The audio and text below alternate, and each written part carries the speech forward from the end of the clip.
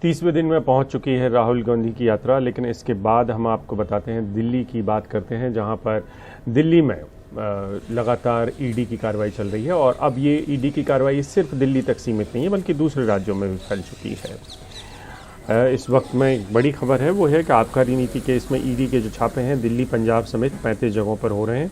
ED ने इस पूरे मामले में मनी लॉन्ड्रिंग का केस दर्ज किया है। शराब कारोबारी समीर महेंद्रू को गिरफ्तार कर लिया गया है। दिल्ली की शराब नीति केस में ईडी की ये एक बड़ी कार्रवाई है।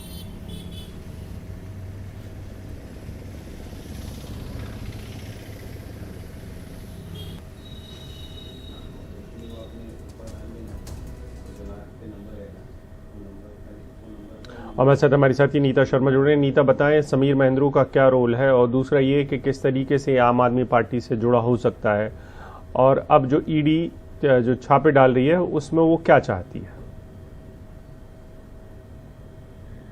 अभिषेक, ये थर्ड राउंड ऑफ रेड्स हैं जहां तक एनफोर्समेंट डायरेक्टरेट का सवाल है। इसमें पहली गिरफ्तारी समीर महेंद्रू की, जो इंडो स्पिरिट लिकर कंपनी के जो मालिक हैं, उनकी ईडी ने की थी। कल उन्हें कोर्ट में भी पेश किया था। 4 दिन की उन्हें और एक्स्ट्रा कस्टडी जो है वो एनफोर्समेंट डायरेक्टरेट को मिल गई है।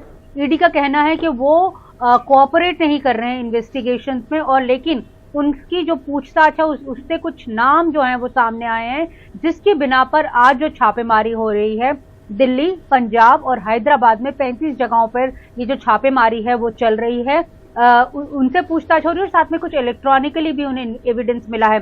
कल उन्होंने कोर्ट में, ईडी ने ये कल कोर्ट में कहा था कि कल जब वो ECIMS पोर्टल जो दिल्ली एक्साइज डिपार्टमेंट का है, जब उसकी वो जांच कर रहे थे, तो उन्हें ये पता चला था कि जो लॉगिन है रिटेल लाइसेंस और होलसेल डिस्ट्रीब्यूटर का, वो एक ही आईपी एड्रेस से तकरीबन 423 बार जो है वो लॉगिन किया गया था। तो इसके बारे में भी समीर महेंद्रू साहब से ईडी ने पूछताछ की थी। आज जो है वो छापामारी चल रही है, क्योंकि इलेक्ट्रॉनिकली भी ईडी के पास कुछ और सबूत आए हैं, कुछ और लोगों के इस पूरे के पूरे लिकर पॉलिसी का जो एक मनी लॉन्ड्रिंग केस है उसके मुतालिक आज जो छापेमारी हो रही है। इसके अलावा एक और जो केस है वो सेंट्रल ब्यूरो ऑफ इन्वेस्टिगेशन ने भी रजिस्टर किया हुआ है, जिसके आधार पर ईडी ने केस रजिस्टर किया था। उस वाले केस में सीबीआई ने विजय नायर, जो आम आदमी पार्टी के प्रवक्ता हैं, उनको गिरफ्तार किया। हालांकि विजय नायर की अब जुडिशियल कस्टडी जो है वो हो गई है, वो फिलहाल जेल में है। वो एक एंटरटेनमेंट कंपनी चलाते थे, साथ में एक्साइज पॉलिसी से भी जुड़े हुए थे। ये सीबीआई ने अपनी FIR में दर्ज जो की है उसमें ये लिखा हुआ है। तो एक गिरफ्तारी सीबीआई की ओर से हो चुकी है और एक गिरफ्तारी फिलहाल ईडी की तरफ से हो गई है। दोनों ही एजेंसीज जो हैं वो लिकर पॉलिसी को इन्वेस्टिगेट कर रही हैं।